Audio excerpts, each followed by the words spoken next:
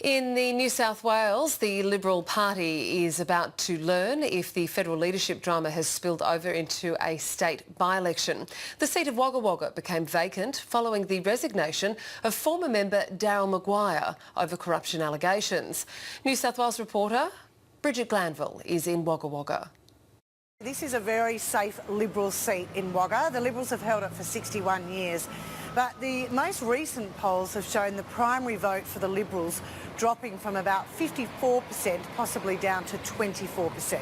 So if that actually comes true tomorrow on election day here in Wagga, the Liberals will lose this seat.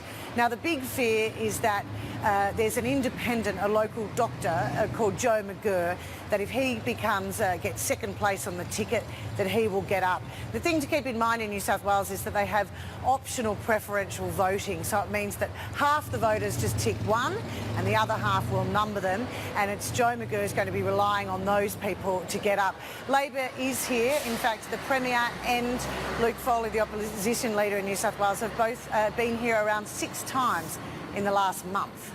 So what are the big issues for the constituents in Wagga Wagga? Well, you mentioned in the introduction, normally in these by-elections it's state issues, and so the main reason they're having a by-election here is Daryl Maguire, the former MP. He was forced to quit after he appeared at the Independent Commission Against Corruption. An inquiry was actually into some Canterbury Sydney councillors, but a tape was played where it was heard that he was trying to negotiate a dividend or a commission on a property development, and he was forced to quit, so that's why that by-election's running. So a lot of people are angry about Daryl Maguire and the trust that's been broken. There's also some concerns that in the last month the Liberal government has been down here throwing around money to fix local hospitals, but they said 2 months ago they weren't going to get it. But of course no one can deny, Kath, that the events in Canberra almost 2 weeks ago, right in the middle of a campaign, losing a Liberal Prime Minister, has really affected the vote here, and this is the first chance that voters in Wagga they'll be the first people to actually vote publicly about what they think of Canberra and what's happened recently. Bridget, you mentioned earlier that this has been a safe Liberal seat for many years, but those numbers, according to pre-polling, are starting to slide for the Liberal Party. Just how significant would a loss be for the government and the Liberal Party?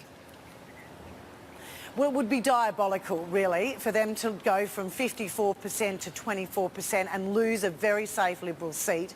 Not only would the New South Wales government be concerned, but I'm sure the federal government will be watching it as well. As I mentioned, it's that first time that voters can obviously send that message. Kath, in March next year is the New South Wales state election. Now, at the moment, you've got a federal election that may happen around May, so that would mean that the Liberal government, the coalition government here in New South Wales, would be very concerned that if they run before a federal election, that they would get damaged by what's happened in Canberra. Bridget Glanville reporting from Wagga Wagga in New South Wales. Thank you.